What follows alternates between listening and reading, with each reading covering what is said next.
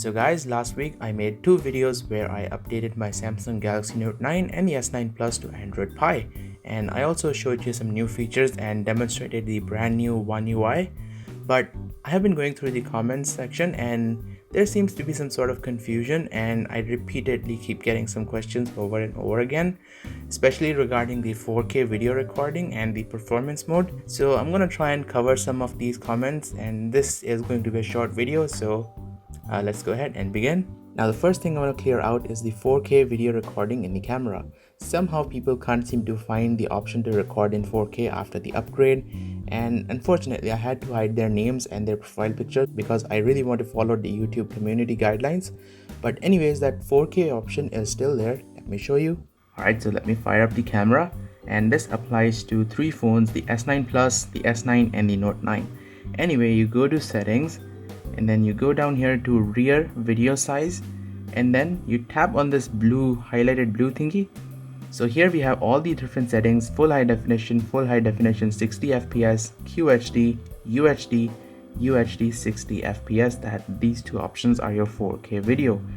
So yes, you still have 4K video recording on your phone. Just so you know, it is still there. It's kind of buried into this sub menu here. Before we used to have it here, right here on the top. And these you cannot change, but if you select 16:9, then you can change the video recording resolution. But anyway, let me also show this on the S9 Plus. This is the exact same method.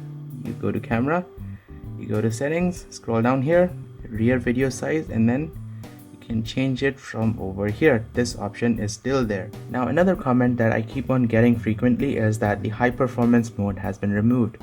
No, it's still there. If you drop down the notification bar and press and hold the power mode, you'll see that the high performance option is still there.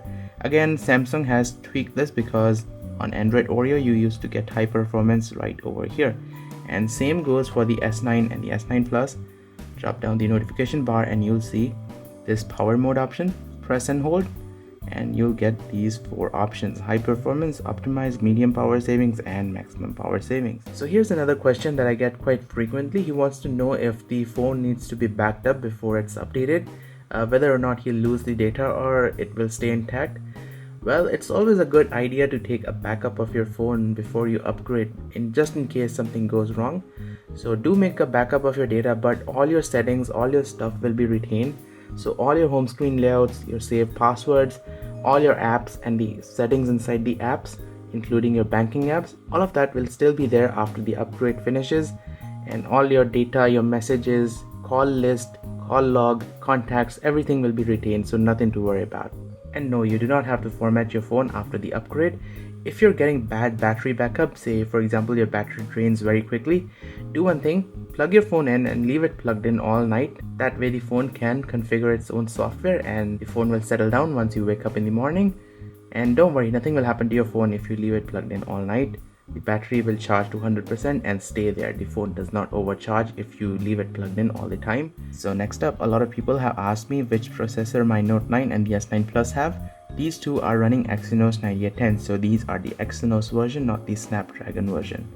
And these are SIM-free phones, so they're not logged onto any carrier. And being logged onto a carrier does make a difference. You will receive updates later than usual if your phone is SIM logged. So those who are using a SIM logged phone, you just have to wait a little bit longer. For example, if you bought your phone from AT&T and if your phone is logged onto AT&T network, it will take slightly longer for you guys to receive the update, but don't worry, you will receive it sooner or later.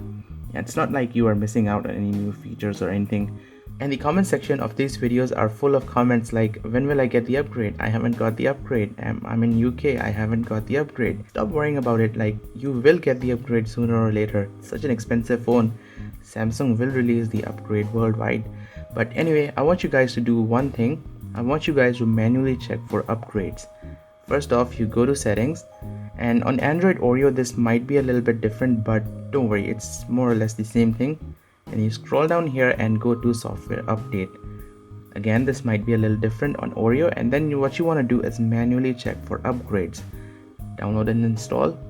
And what this does is it forcefully checks for upgrades, and let's just wait and see if any upgrades are available.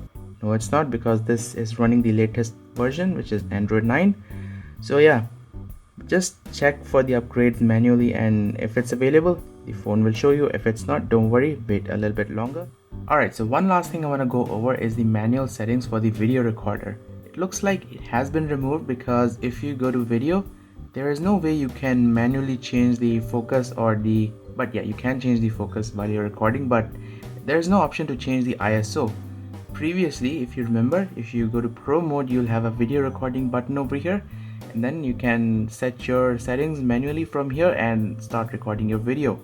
But on Android 9 Pie, it seems like the manual settings have been removed from the Pro mode for the video. But if you go to settings here and then scroll down to camera modes and then tap on edit modes, and if you see the description of Pro, it says take control of your videos, set the exposure, shutter speed, color tone, and ISO sensitivity manually. Looks like it's describing manual settings for videos, but if you actually go to Pro, the video record button is not there. So I'm guessing this is like a bug or something. Maybe in the future updates Samsung will add a record button, or they might actually change the description of that thing inside the camera mode here for the Pro mode, because I would like that manual video recording thingy to come back, because that used to be quite functional, but now it has been removed and it works only for pictures. Yeah, kind of a bummer. I personally haven't used manual settings for video, but it's nice to know that you have that feature, and there are people who actually use it, so Samsung should be a little considerate. But that AF lock feature is still there, but I do miss that manual focus thingy that you used to get before, and now it is not there. So yeah, shame on you, Samsung, for removing this.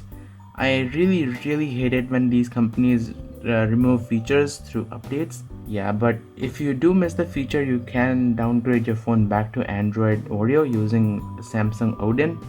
But yeah, I kind of like the Android Pie update. The other features are nice, but yeah, this manual video recording thingy has been removed. Again, might be a bug, it might come back, it might not, it depends on Samsung.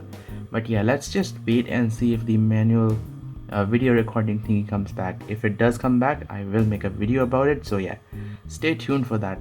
Alright guys, I hope this video has helped you out in answering some of the questions that you guys might have about your Samsung Galaxy phone after the Android 9 update. And if you have any more questions, feel free to ask me in the comment section down below. I'll be more than happy to answer you guys. So thank you for watching. Do stay tuned for more videos like these, and I'll see you guys next time.